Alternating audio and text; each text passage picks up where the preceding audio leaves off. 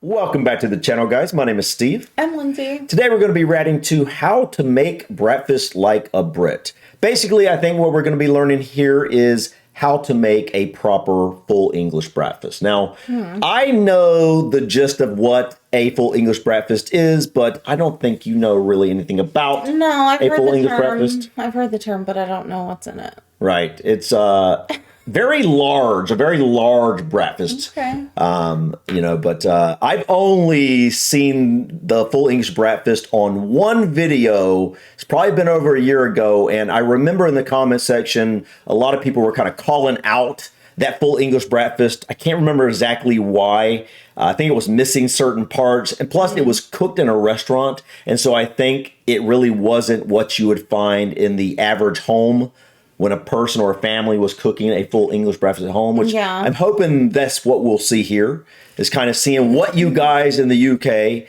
would be making at home as a full English breakfast.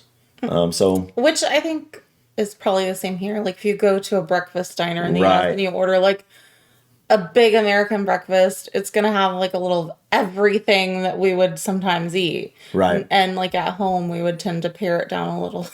I don't know if that's what we're going to see here or not. I just hope that we see whatever you guys might call a full English breakfast. Hopefully we'll get to see what that is here, what you would cook at home. But yeah, so you ready to get started? Yeah. All right, let's go ahead in here and dive in and check out how to make breakfast like a Brit. It's breakfast time! Forget stacks of pancakes covered in maple syrup and push aside your love of grits, as there's really no place for any of these items in the classic full English breakfast. So grab your knife and your fork and come with me as we feast our eyes on Britain's most... What do you think? Oh, wow. Okay. Do you like it? I think this is I'm more... surprised. I think this is more up your alley because you tend to like more hearty, protein rich, the most important meal of the day. fat rich. Like you're not big on huge carbohydrate meals for breakfast. Like if I have a huge carbohydrate breakfast, I crash. Like it doesn't last me. I burn through it really quick. And I feel like a meal like this is going to stabilize you and keep you full for a long time. Right. I tend to agree, except I do like a little bit of carbohydrates with my breakfast. I'm not really a big fan of toast, as you know. I do love pancakes, although I will agree with her, they don't last. Yeah. They don't keep me going throughout the day. But this looks hearty. I do like some fruit with my breakfast, though. most treasured national dish. History of the full English.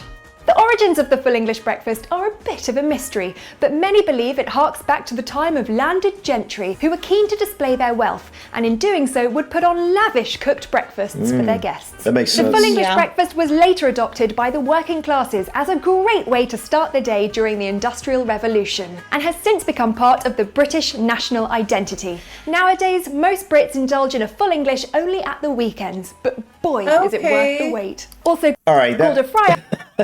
Yeah, that makes sense. That makes a lot of sense. It's kind of time intensive. Yeah. We love to have a good start to our day, but if you don't have what looks to be an hour to prepare breakfast, I'm guessing this would only be something you would do the days you aren't working, the days the kids are not in school, things like that. I'm curious what you guys would have for breakfast on a busier day. On busier days, a day where you can't stop and cook breakfast for an hour or something like that. Would it be like Weetabix or? Yeah, but that's so high in carbohydrates that you think it wouldn't last you very long. You would think. Although the Weetabix, when we tried, I could tell it was a little more hearty than a lot of cereals.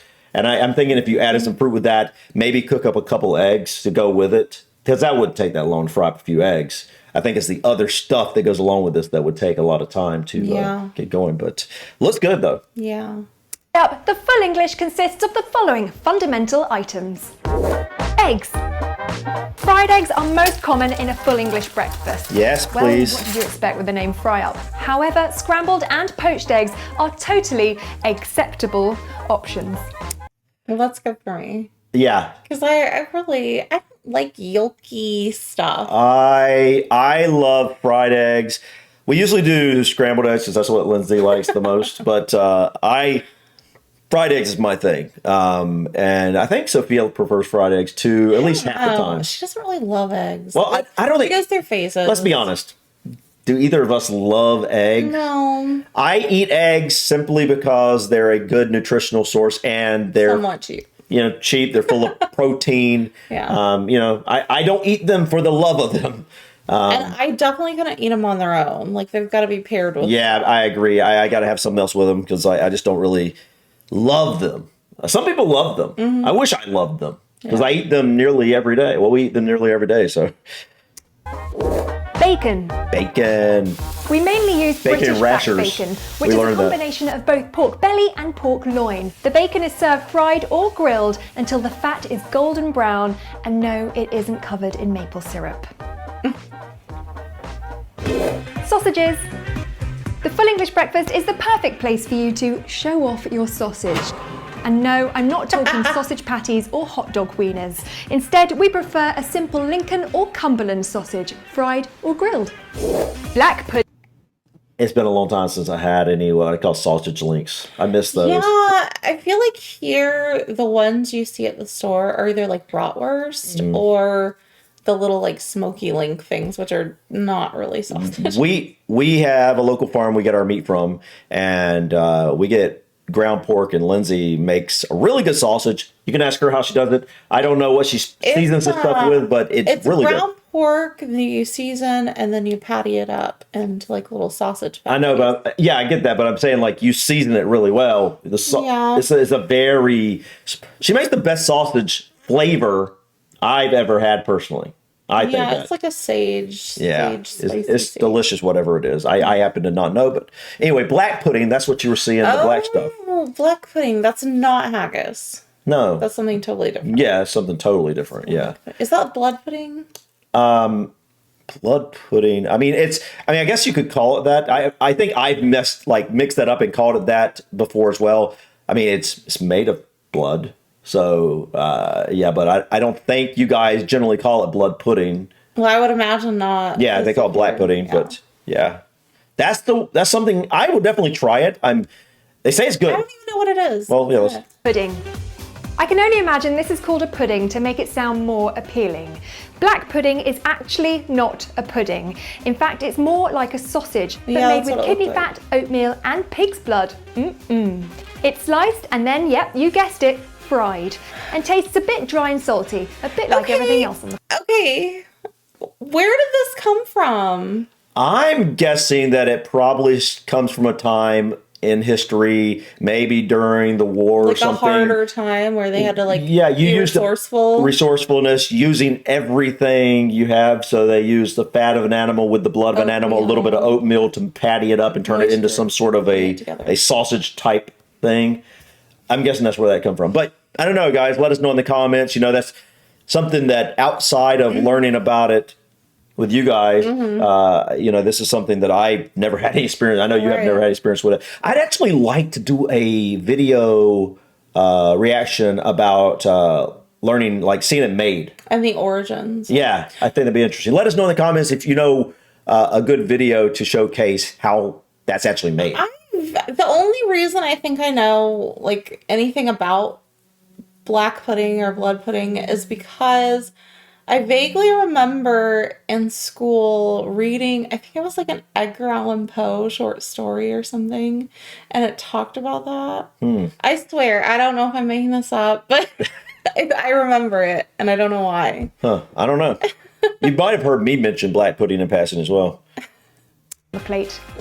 Baked beans. Baked beans. Our baked beans are very different to the original American creation, which was made up of beans stewed with pork and molasses. British baked beans are stewed haricot beans, typically in a tomato sauce. You could make your own, but most of us just buy them in a tin. Toast. Toast or fried bread is essential for mopping up all the lovely grease left on your plate. You can use it as a platform to transport eggs and beans to your mouth, or you could save it and cover it in marmalade. In the north of England, grilled oatcakes are popular, whilst soda bread is served in Ireland. In Scotland, a potato or tatty scone is a staple. Good. Which part? The tatty scone? Is that what she was calling it? Yeah, I believe so. Oh my gosh, that looks... I would love that, I think. Yeah, I think you would. It reminds me of those, remember toaster strudels? the pastry Yeah, thing. they do actually. Yeah, I used to eat those as a kid. Yeah, they But look it like looks that. way more delicious and not sweet. I'm curious, what would you think about the baked beans? This woman right here has never had baked beans at all. Obviously, I've never had the British version. I've never had baked beans because I don't like beans. Right, she doesn't like I beans. will So tolerate them like in a chili, like if I have to, like kidney beans or. I don't like the texture. I love American baked beans. Yeah, you do. I don't have them very often, but I do enjoy them. And I think I'll like the British baked beans as well. We're going to be trying those sometime in the near future. So stay tuned to that. The US and UK version. Yeah. Whilst Wales, interestingly, has lava bread, which is made up of seaweed boiled with oats. Love that. I think I'll stick to toast, thanks. Mushrooms. Mushrooms should never come from a tin. Only fresh mushrooms will do. I agree. Grill or fry them gently and add some herbs if you're feeling particularly creative. Tomatoes. Grilled tomatoes are perhaps the most colourful item on the plate, next to the browny, creamy, beigey colour of everything else. These have a tendency to explode, so try not to wear your favourite t-shirt to breakfast unless tomato juice embellishment is the look you're going for. So, there you go. Eggs, bacon, sausages, black pudding, baked beans, toast, mushrooms and tomatoes. Let me know what you think. Wow. It really is the perfect way to start the day like a true Brit. Enjoy with a cup of tea or coffee, and of course, a copy of the morning papers. What twist do you like best on the traditional English breakfast? All right, guys. That looks good. What do you think? Yeah, I mean it's definitely some parts of it are things I would have to get used to. The black pudding. Absolutely. I would try it. I'll try it. The baked beans you are And the beans, not a fan of. I don't like the texture, but I would try it. Yeah, you're going to. I like everything about this. Not a big fan of mushrooms, but she likes mushrooms, so we put it on pizza sometime or something like that. Sometime in an omelet. But I agree, it definitely has to be fresh Yeah, mushrooms. I wouldn't want to eat Slimy mushrooms out of a canned can. mushrooms. No, that doesn't sound appealing to me. I would honestly, I don't know. I think I'd rather have fresh tomato instead of cooked tomato. Me too. But I don't know. It's been a long time since I cooked tomatoes, so maybe I would like that. Some fresh fruit on the side. Yeah, fresh vegetables. she asked how you like what kind of additions or twist you. Yeah, I think I'd like to have a little bit of like cantaloupe or something, like a melon on the side. That would be really good. Some grapes. Yeah. I always love some fruit with my breakfast. I definitely, Especially in the warmer months. right? Like I always want something a little bit sweeter with my breakfast to go along with like eggs and bacon and whatnot. Yeah. It's just, I don't know. It's the combination of the saltiness, savoriness, and the sweet. Yeah. I have a hard time doing just sweet, savory. Although I'm curious if the British beans have a Add a little sweetness to them. sweetness. I mean, it's tomato based, so Probably not nearly as sweet as ours, though. no, I doubt it. But guys, overall, I think it looks like a very hearty breakfast. Looks delicious. Mm-hmm.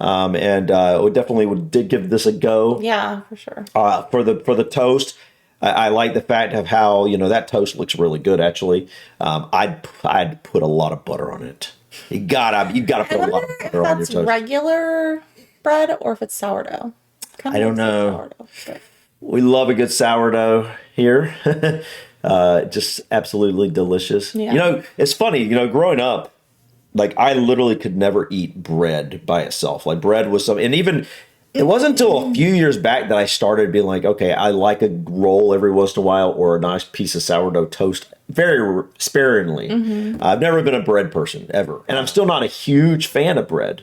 It's just, I don't know, but good sourdough. Yeah. I do like a good sourdough. And I like the crustiness of it. Yes, I like it has to have a crispiness on the outside and kind of a chewiness on the inside. Anyway, guys, this looks good. Definitely want to give this a go when we can. I want to get it proper though. I want to get it like in the UK or at a British pub or something like that. Yeah. So look forward to that. Or maybe we'll try to make something like this one day. Although we can't make the blood pudding. We don't know anything about that. And I think the sausages would be harder to find here. Yeah, so I don't know how easy it would be for us to actually replicate this fully. I don't even know how we'd get access to blood pudding. I don't know if that's something you'd want to get out of a can. No. It's like, that to me is kind of like haggis. It's one of those things that when you eat it, you want to eat it fresh. You want to eat it fresh. You don't, fresh as and you want it made in the way that is normally made. You know, so yeah. Anyways, but you got anything you want to add before we go? No, this definitely looks very filling and hearty, and I could see why a lot of people, like, this became a staple for working type people. Yeah, it stick to your ribs for pretty much the entire day. It get you through to the afternoon. So, yeah, guys, thank you so much for stopping by. Please click that like button. Feel free to drop your comments and suggestions about this video or others. And don't forget to subscribe to continue to follow us on our journey to discover anything and everything about the UK and Ireland. Till next time, guys. Peace. Bye.